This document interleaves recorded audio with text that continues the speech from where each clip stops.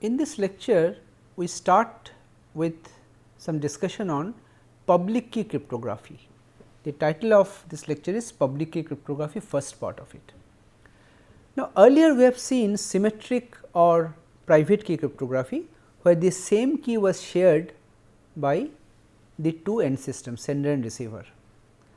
But to think of the internet scenario, in the internet scenario we are already habituated with sending and receiving messages between parties who are widely separated geographically. So, the natural question arises, if I require secrecy, if I require privacy of my data, suppose I am sending some packet, some message to my friend who is sitting 1000 kilometers away from here. First thing is that I can use the symmetric key algorithms for encryption, but how do we share the key? Shall we call each other and tell the key over telephone? But telephones can be tapped. So, there should be some secure mechanism for sharing these keys also. In general, in the internet scenario, there should be some technique where people who are sitting at a large distance from each other, not being able to communicate safely or securely using conventional medium, can also carry out and enforce some kind of security in terms of the data communication. Let us see these. So, in this lecture we shall be talking about public key cryptography, as I said, and we will see that this public key cryptography can be used for encryption as well as authentication purpose, and one of the most popularly used algorithm, the RSA, that we shall be discussing. Now, talking about public key cryptography, here the concept is slightly different from symmetric key cryptography. Now, in symmetric key cryptography, what is happening? There was a sender, there was a receiver, there was a communication channel. So, you define a secret key which was shared by both the parties. This was what was happening in symmetric key systems. But in public key system, what we are saying, it is something different. I have a sender, I have a receiver, there is a communication channel. Now, I am saying that I am not sharing any key across two parties. Let us say there can be a third party also X, there are three parties.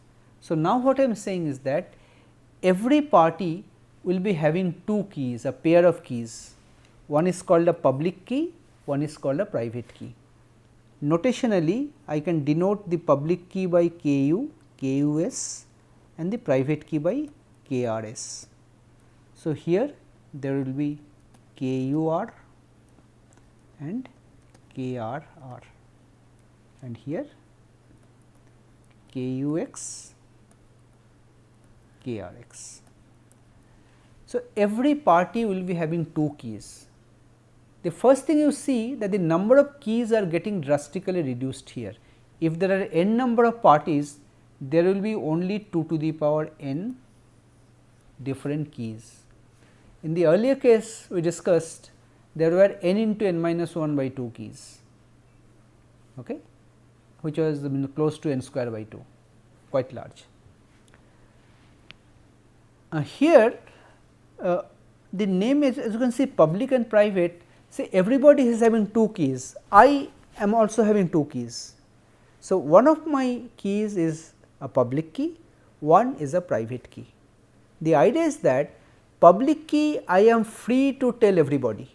So, I can announce that this is my public key to anybody I want to, but my private key I will keep secret with myself, I will not tell anybody in this world, I will keep it in my pocket, I will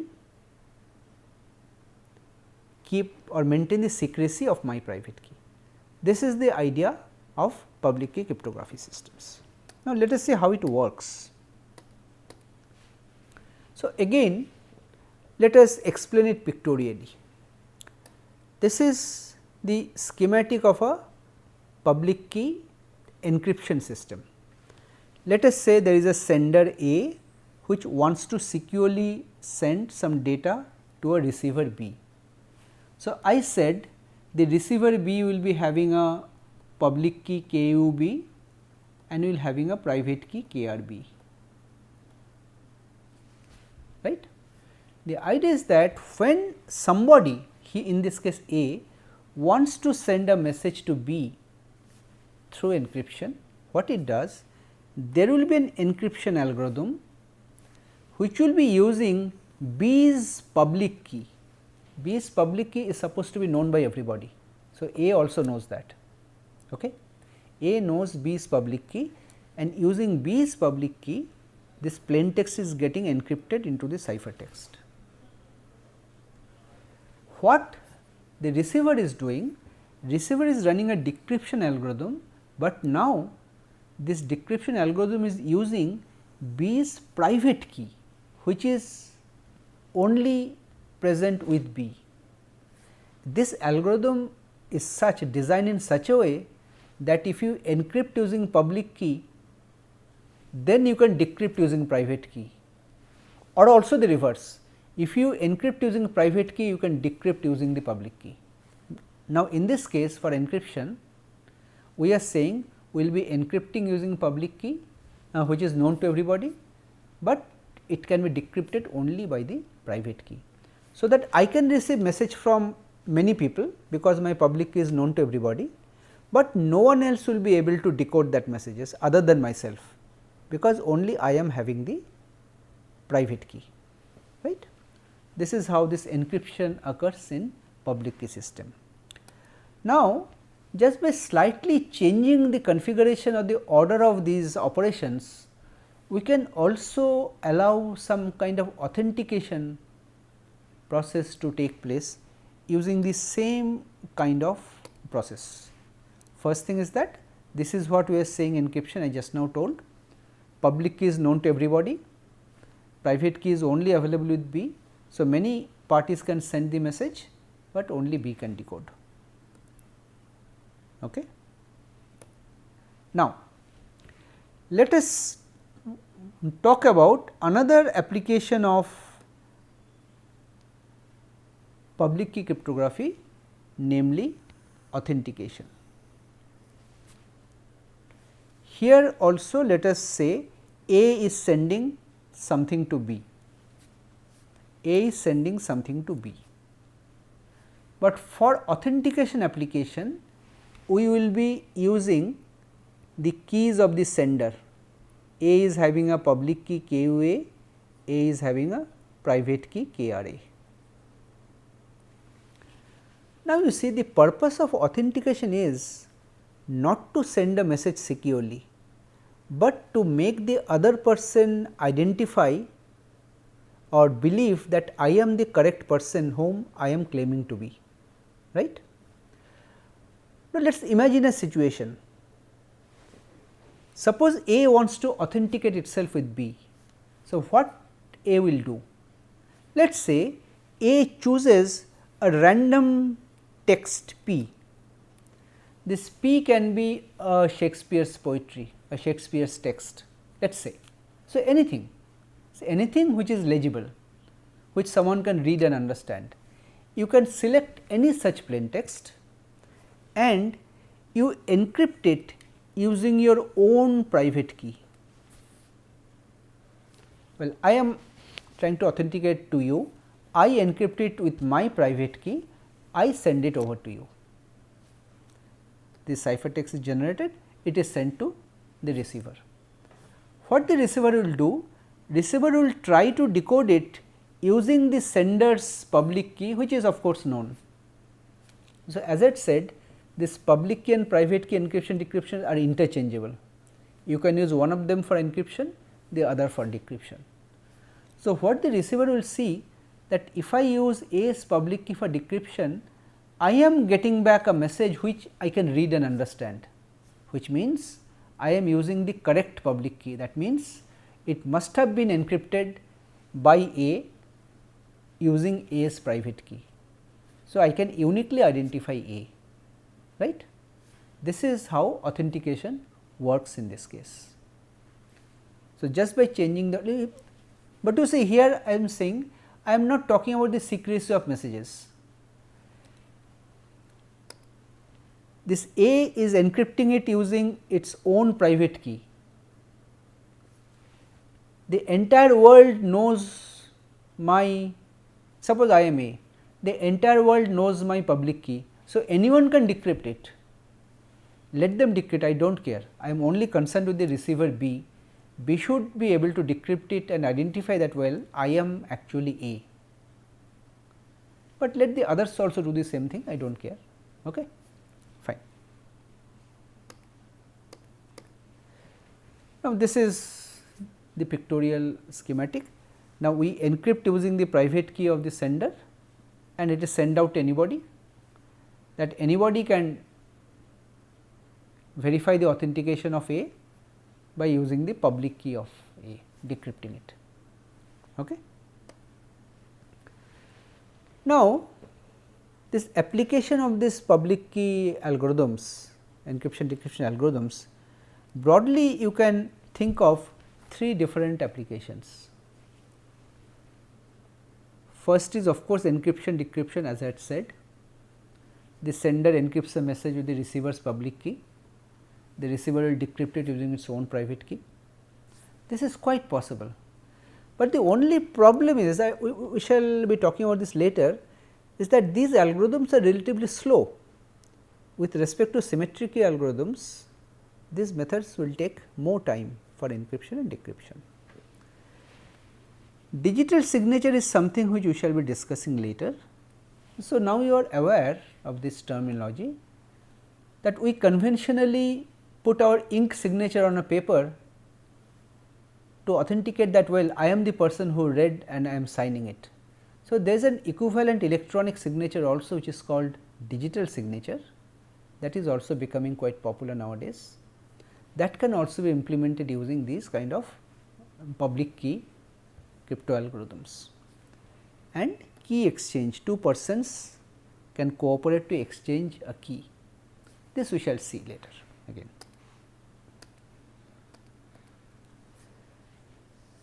Now, for public key crypto system, as I said, every party must be holding a pair of keys, private key and public key. So, there are some essential requirements for this algorithm to be used, because in an environment new users can join. So, when a new user joins, the new user should be given a pair of public key and private keys, new pair. So, it should be computationally not very difficult to generate a key pair, public key and private key. Somebody should be able to generate that pair of keys relatively easily. And okay, these easy are relative terms. So, you should be able to do the encryption process for a message using, let us say, the public key of B, and for the receiver side the reverse process, decrypt using the private key of B. So, this encryption decryption with this will cancel out and you will get back M. These are the requirements. So, this algorithm should be such that encryption and decryption should be reversible. If you encrypt using the public key and decrypt using private key, you will get back the original thing, or even the reverse order, you will also get back the same thing. So, these are some of the requirements of public key algorithms.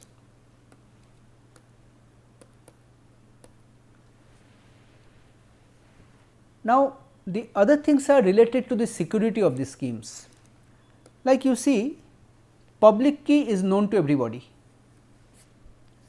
The algorithm should be such, or the key generation key pair, the way they are generated should be such that you should not be able to guess or generate the private key from the public key, because my public key is known to everybody.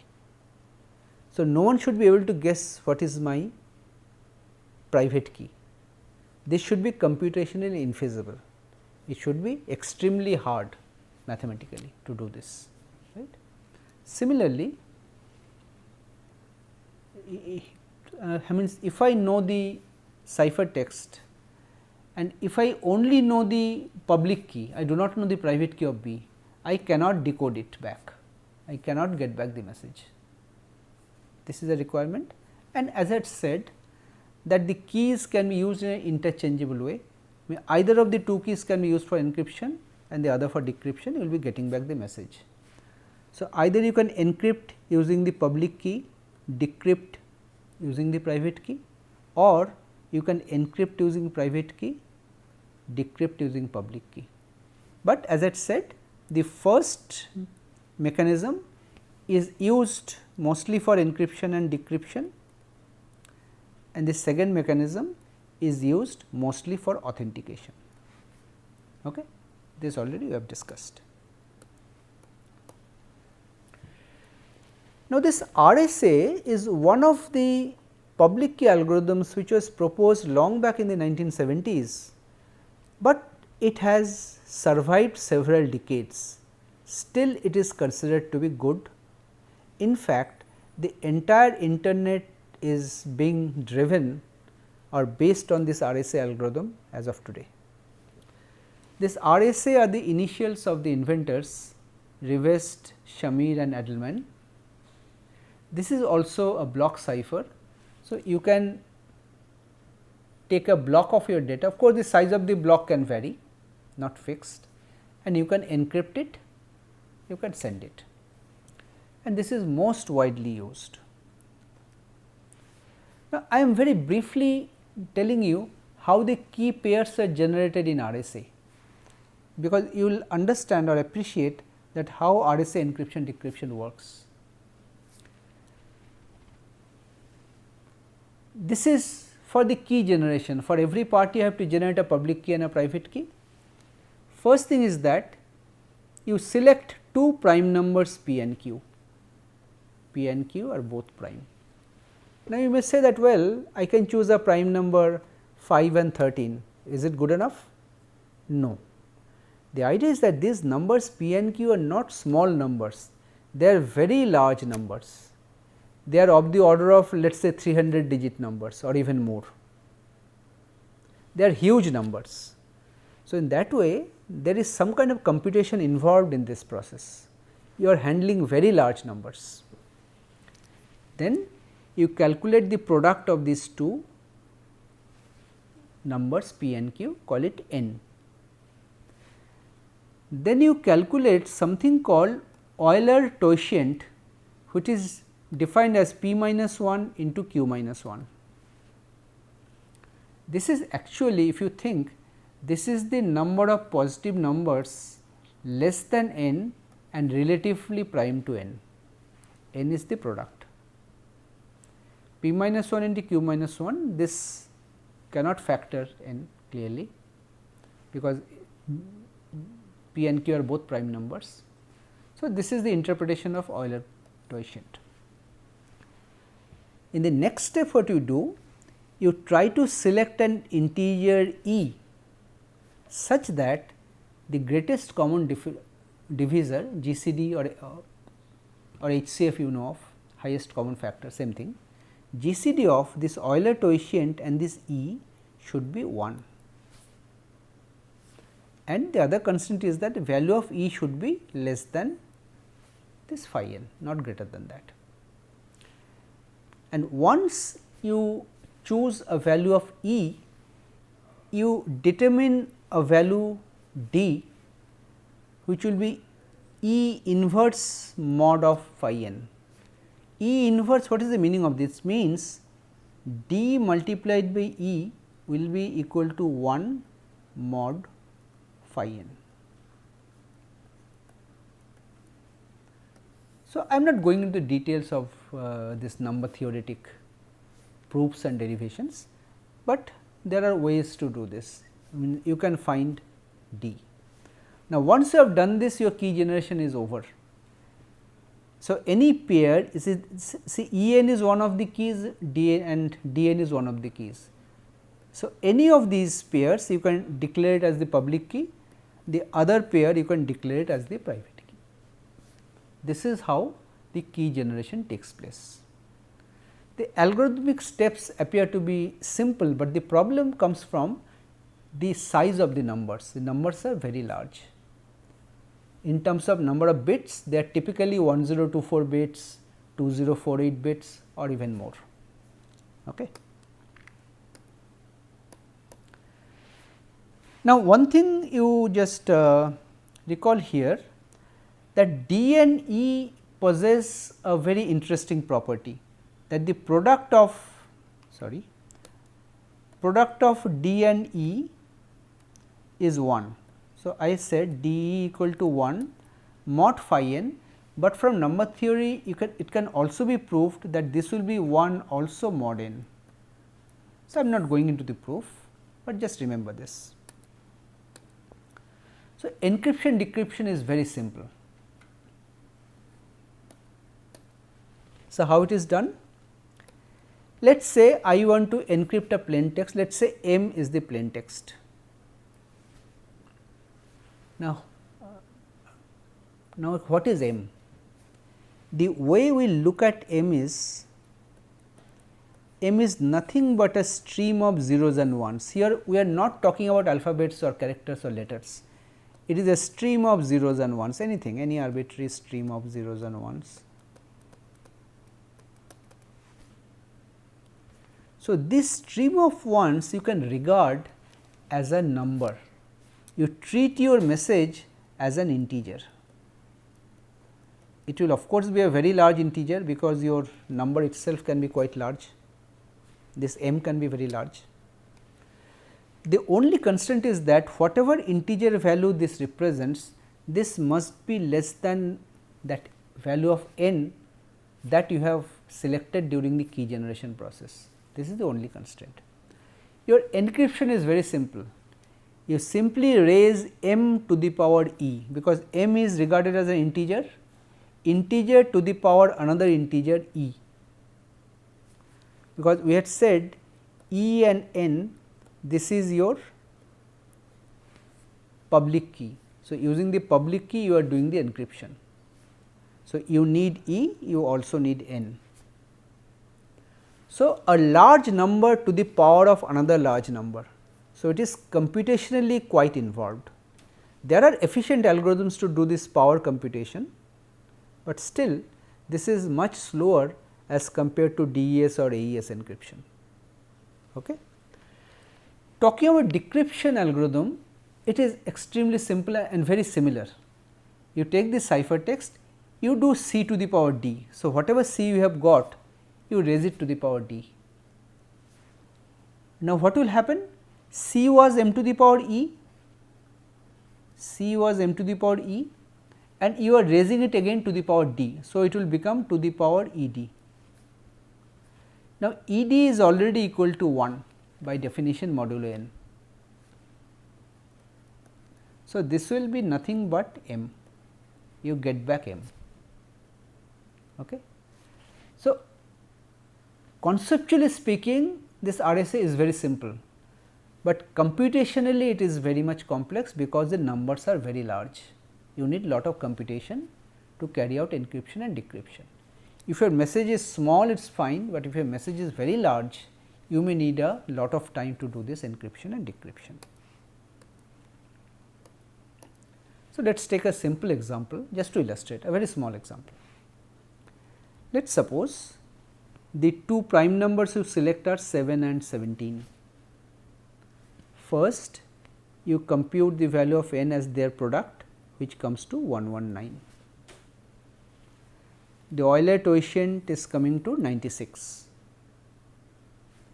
Select E such that the GCD of E and phi n is 1, which means relatively prime to phi n. So, the one of such value of E you can take as 5. 5 is one such value, you can verify. 5 and 96 are relatively prime, the GCD is 1. Determine D such that if you take a product modulo 96, it will be 1. So, the smallest value of D can be found out to be 77. Of course, manually by hand it is very difficult, you need a computer to do this, but you can check 5 multiplied by 77, if you do it, it comes to 85, 385, and if you do modulo 96, your remainder is 1, divide by 96, remainder. So, D is nothing but 1. So, your public key becomes 5 and 119, your private key becomes 77 and 119. Now, you think one thing, these are publicly known. Okay?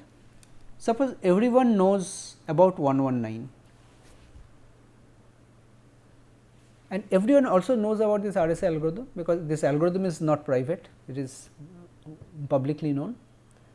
So, if it so happens that everybody will know that 119 is what? It is just a product of two prime numbers.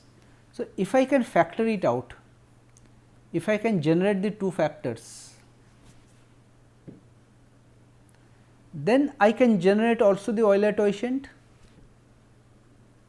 Then from this 5 I can also generate 77 in the same process, because I know 96. So, once you factor this number n, your RSA is broken. Now, the catch is factoring two large prime number, the product of two large prime numbers is till today known to be computationally difficult. So, the security of RSA is based on this assumption that factoring the product of two prime numbers is currently not possible, large prime numbers of course. The day it becomes possible, RSA will be immediately broken and you cannot use RSA anymore, right. Okay. So, encryption process, another simple example. Suppose your plain text is 19. So, when you do an encryption, 19 to the power e, which is 5 mod 119.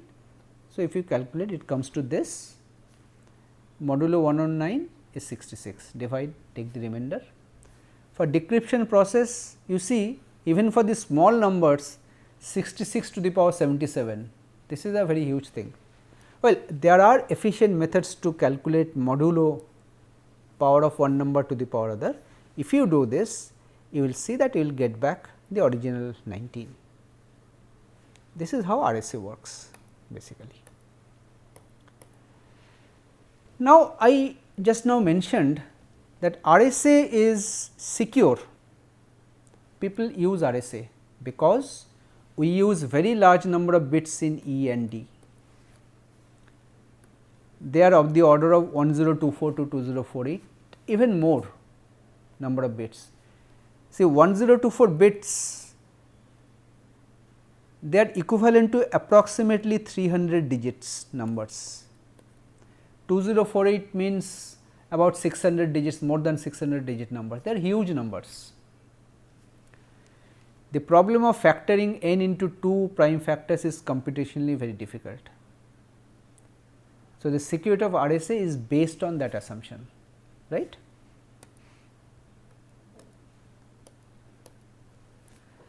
Now, there are 2 points I want to highlight here, that RSA algorithm can be used in conjunction with some private key algorithms, because you see RSA algorithm is good over the internet, because you can take the public key of the other party wherever he is, encrypt it and send it to that person can decrypt it using his or her own private key. But the trouble is that this public key algorithm like RSA is very slow as compared to DES or AES. So, what do you do whenever you want to send a, let us say, large message to some party sitting somewhere far apart in a secure way? Well, you can do it in a 2-step process. Like let us say, I am giving an example, let us say a party A wants to send a message in a secure way to a party B. First step, A will be generating some random number, let us say it generates a random integer, a large integer r. Okay. Then this r is regarded as the private key k for symmetric encryption, and this r is being sent to B by encrypting using RSA. This is feasible because this is very small. Encrypting a small number using RSA is still not that slow. Now, once you do it, the other party can decrypt it back using RSA, using its own private key, and get back this same random R. This same number R will be shared by the two parties. That can be used as a symmetric key, and you can use some algorithm like AES for encryption and sending now, because both parts are having R, that will be your AES key. Okay. So, you are sharing the key in the first step using public key algorithm. In the second step, you are using a symmetric key algorithm for actual encryption. This is what happens in the internet today. You do internet banking, you do secure HTTP, you just log into Gmail. So, whatever you do over the internet, whatever transaction you do online, this kind of a thing happens in the back end. So, you are relying on RSA for the initial exchange of the key, and once the key is exchanged, securely you can communicate, because it is a one time key, you do not have to remember this key for long. Once the session is over, you can forget the key. Now, the problem is this prime factorization problem on which RSA is based, this can be solved using quantum computers. Now, there has been lot of research going on in quantum computers. Small scale quantum computers have already been built by big giants like Google, IBM, Microsoft, and there are several other companies. Now, in India also there have been some efforts which are going on for building indigenous quantum computers. So, once a large enough quantum computer has been built, you will be able to factor these large prime products and RSA will be broken. But of course, you are rest assured, it will not happen tomorrow or within a few years. It will take much longer time to build a quantum computer of that size. But the way things are progressing, the day is not that far ahead when you will be having a quantum computer that will be able to break this problem, mathematical problem, break RSA, and your entire internet infrastructure will crash down, come crashing down. You cannot use any kind of online transactions as we use today, because everything can be broken. So, there is lot of research on something called post quantum cryptographic algorithms, which are supposed to be resistant against attacks using a quantum computer, quantum attacks. So, such things will become, you see, some of the companies are already come up with some protection against this kind of quantum attacks. So, they are already upgrading their encryption decryption infrastructure using this kind of methods. Okay. So, with this we come to the end of this lecture, where we discussed about public key cryptography, in particular the RSA algorithms, and finally, we talked about some of the possible future weaknesses of RSA once a reasonably sized quantum computer become available. Thank you.